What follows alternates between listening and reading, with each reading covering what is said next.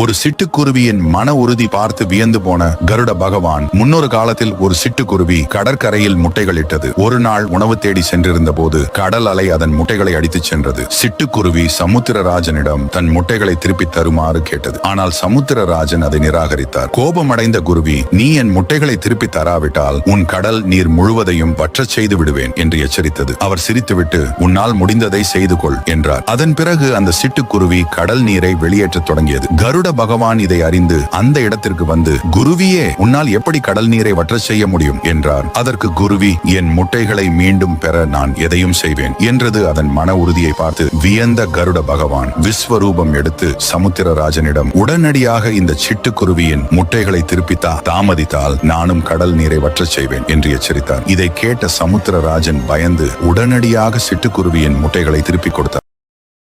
Download ShareChat.